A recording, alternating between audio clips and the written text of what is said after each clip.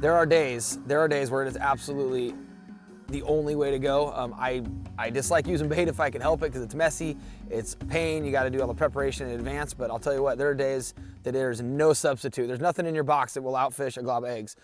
And you were talking about the river rising being a situation where, for me, it's the same thing. Either rising river, but even if it's on the drop, but if it's really high and green, if it's limited clarity, 2-3 feet, not very much clarity, you can't beat a big milking out glob of eggs down through the middle of a run. I mean, it's just, when they can't see it, you get the smell, the sight, everything going at once, and it's pretty hard to top a fresh sand shrimp or a cluster of eggs in limited visibility. Plus, bait actually helps start up a hole. We were talking about that yesterday, where you can make a pass, another It pass. fires them up. It fires them up. It gets the hole going. You'll make a pass, nothing, maybe second, then third, fourth. All of a sudden, they start smelling that bait and they start looking for it, and then you can go and make pass after pass and catch fish after fish. Yep, it gets them turned on.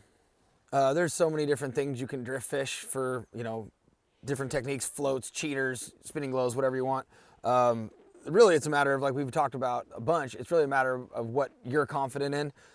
I like just a simple corky and yarn, as simple as it sounds, with a cluster of eggs is about all I need. That little corky adds a little buoyancy, it adds a little color, but a corky and yarn is with a sand shrimp tail or eggs is accounted for thousands of steelhead for generations. It's a killer setup. And then you look at something like an okie, you got this old school okie. I mean, these things have been around since way before I was ever born, and they've been catching fish forever. You still catch fish. You still catch fish. That's why I have one. You got yarn balls. Little yarn balls are really, if you can tie those are simple. Different colors of corkies. Little bitty go-glows. I mean, these are old school, but little bitty go-glows, they still work. They add a little bit of vibration, like a spinning glow does, a little vibration to your presentation. Sometimes, especially in dirty water, that doesn't hurt you one bit. And there's no question that having a little extra. So with watercolor, it limits your variety of, colors. But when you have unlimited visibility of your water, pretty much any corky color you have confidence in is going to work. So as you get more colored water, you're going to go with the bigger and brighter colors, the bright oranges, the bright reds, chartreuse, maybe the glogos. And so, but when the water's clear, just whatever you have confidence in gives you buoyancy. Work great. For me, it's a confidence thing. I really, bright red, blue, and pink pearl are the ones that I pretty much stick with, and then sometimes some orange ones. But that's a matter of preference. I think they'll all work if presented well. But I just really have a lot of faith in the blue ones and pink pearl ones and bright red ones. I mean, I don't know what your color preferences are, but those have always worked for me. Yeah, red, pearl pink, and orange. Yeah, here's the leader row we've got all spooled up. It's important to be prepared the night before. That way when you hit the river, you don't have to spend downtime re-rigging, retying leaders when they're all ready to go. So you can just unspool it and rig up and start fishing again. There's a variety of different ways you can use to get to the bottom. You need slinkies, pencil lead, Stony River sinkers. There's lots of split shots. What do you like to do? Like if you're going to side drift, or in our application today, if we're going to drift fish from a stationary position, what do you like to do for your leads to get down? I like slinkies because here on the peninsula it's very rocky, and so I like to use the slinkies, the old parachute cord, and less snag ups, and you can adjust them really easy. You get a whole variety of different sizes.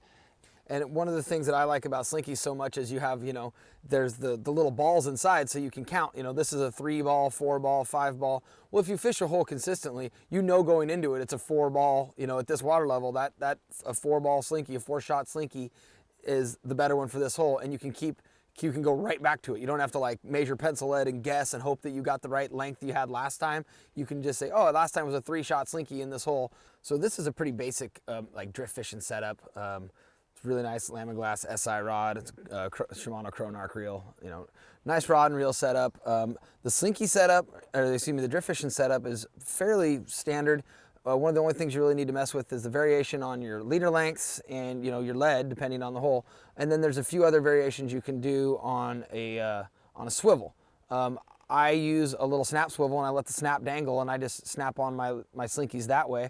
And I like to have them with the snap on the front end of the swivel versus the back. I do the same thing, is because a lot of times if you're using sand shrimp, just the tails, your leader will tend to spin. Well, if it's spinning, it won't spin your leader up because you have the swivel on the bottom end. it's a variation on distance, how long you want your lead from your corky. In my experience, the dirtier the water, the shorter I make it. But also, I've noticed that if I fish real small rivers, pocket water, little short drifts, I like to fish real short leaders too, because I want them to get down into the holes right now.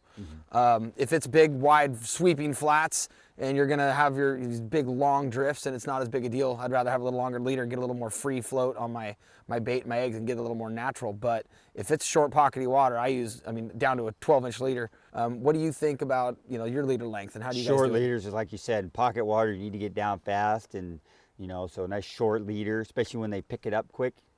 So distance a lot shorter, it's going to come tighter faster, and you're going to get them. Do you ever use braid when you're drift fishing? I've tried it. I've used it in the past. I've actually started to just go with mono. I like mono's got a little bigger diameter, and it catches more line in the water. I mean, you know that, and it gets more of a drag. And we call it, I think Bill Herzog calls it the push, but I like the push. I like the way that the line gets caught up by the current. It keeps my stuff moving. That little belly tends to get just a nice smooth drift, and I get that, that little bit. Plus, if you fight fish, I'd rather fight fish on I'd rather fight fish on mono than braid every day. That flex, the stretch in mono is so forgiving. So, you got to be a little more careful because it's usually lighter line, and you got to make sure it's not nicked. I fish mono on when I'm drift fishing, but bobber rigs, it's braid because you want it to float and there's less stretch. But it's also, mono is so much easier to cast out a bait caster than braid. Yep, I didn't even think about that. The castability of braid, mono flies off these reels, whereas braid, it will fly off there, but your knots and your tangles and everything are much, much, much more frequent. And that's funny, you have blue gloves, I have black gloves, but we both have gloves on because we knew we were gonna do bait. I actually don't wear gloves because I really care about the fish's scent so much. I wash my hands a little bit during the course of the day. It's the eggs that fry my hands, the drying agents, the chemicals. I mean, is that your reason, or are you doing it for the scent? It's mostly because of my hands, because of the chemicals in the eggs. Yeah. You dry them out and they crack, and you do it every day, and it just ruins your hands. Yeah, and these eggs are, I'll call these ones, these eggs are turned down. They don't have a lot of chemicals in them because they're for steelhead. There's more sugar, stuff like that. So yeah, not as many people drift fish as they used to. Yep. I mean, with floats and everything now, it's an easier way to go, but drift fishing is kind of a lost art. The guys that are good at it, that I've been fished around, are really good at it, but you're either really, really good at it or you give up and you started float fishing. Exactly, that's for sure. Yep, it's kind of being a lost art, I'm certainly not very good at it because I'm one of the guys that just gave up and realized how much easier it was to use floats. Yeah, but it's still really, really effective. Oh man, and there's times and places, if you know where the fish are, you can just hammer them drift fishing. Isn't it beautiful? Oh, there we go. So that's what was at the end of the trail, huh? Yep. That's pretty good stuff. Nice. The pot of gold. Little pot of gold. Hopefully a pot of steel, huh? Yeah, maybe some, not gold, we're looking for silver. Yeah. This is an absolute awesome piece of water. Isn't it? Where do they sit? Where should I start drift fishing? Up in this upper section is really good for drift fishing. It's nice deep boily, and there's a big rock they like to hang behind. Okay. And then all the way down to this flat, on this side of that heavy water, on this slow inside corner right here, or flat, and all the way down in the tail out I catch them. But it's like this section, like right here, has been the best for me. Looks pretty good to me. I'm on it. There we go. All right, so I got a little corky and yarn. I like to tie a little piece of yarn on my egg loop so I can just pull it out real easy. Reach into my bucket. I already cut these eggs. I'd rather have them cut in advance. Makes it much quicker to get new bait on there. And loop my little egg loop around the back of my cluster and snug it up tight. Corky slides down. And sitting pretty. Got a perfect little bait. Little corky on top of it. Now I just got to bounce it into a fish's face. See if I can get one to eat it.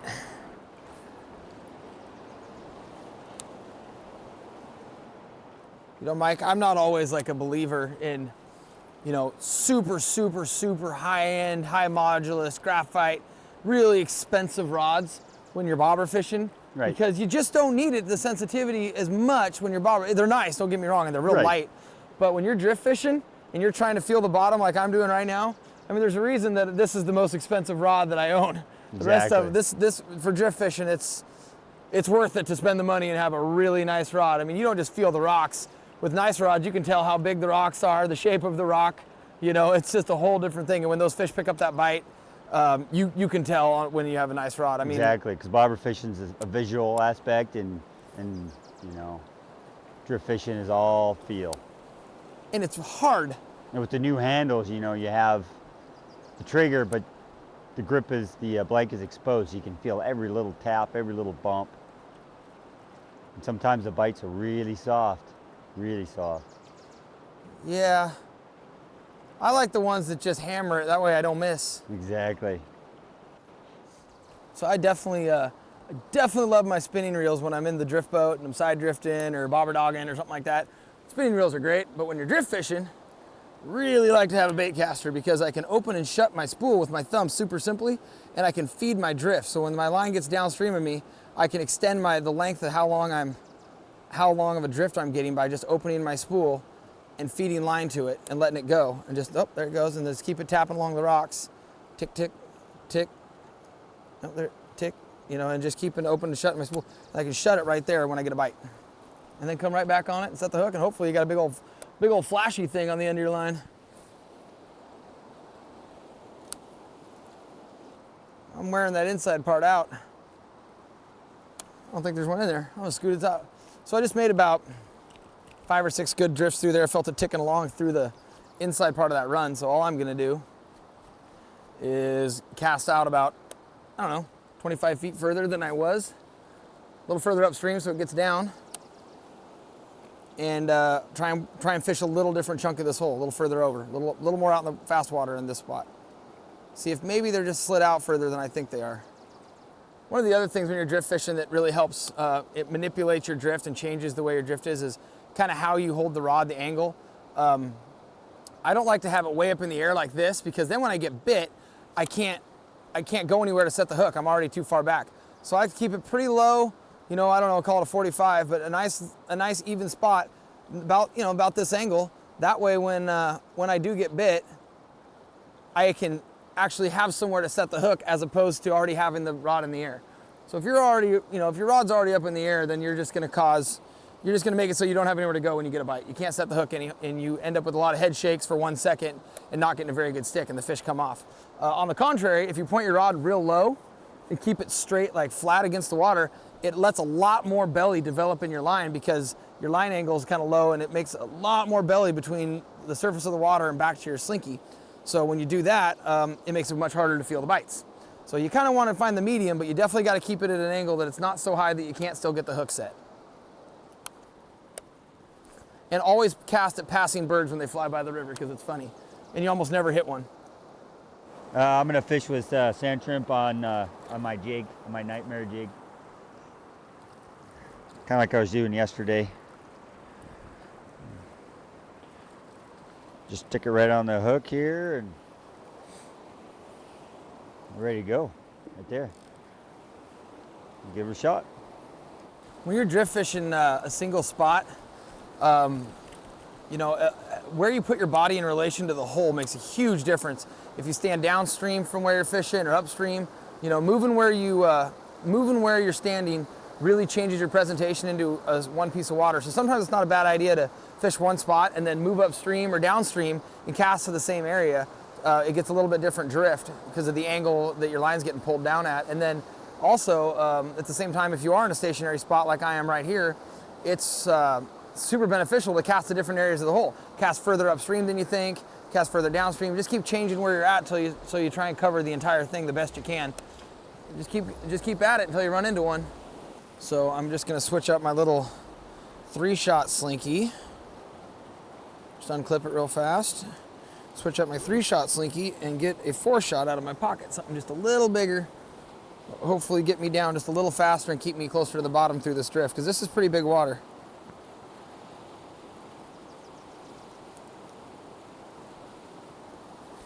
As simple as that. Oh, Mike's hooked up. Fish on.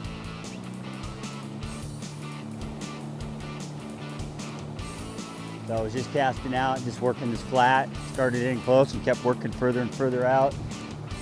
And finally got in the lane where there was a fish land. just out in those rocks out there. Perfect water, you know, 3 to 5 feet, lots of boulders. The good one? Perfect run. Nice chrome fish. So I'm just gonna come over here, get in this nice soft water over here. Nice bright fish. Yeah, when you're by yourself, I'm just trying to get in this nice soft water. Work her, get her a little tired so I can ease her up into the slow stuff. So I can just get my hand underneath her and just, you don't want to drag them up on the beach. You want to keep them in this deeper water so they don't beat themselves on the rocks.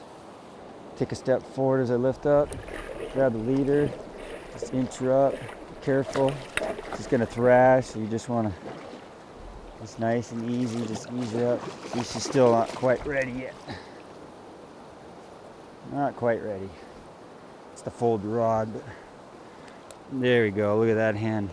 Oh, pretty wild fish. Quick, get the hook came right out. Look at that, beautiful hen. Nice and bright, nice wild hen. Beautiful. Yeah, we'll let her go so she can spawn. Nice. Back to it. Good old trusty Nightmare. Little piece of shrimp tail on there.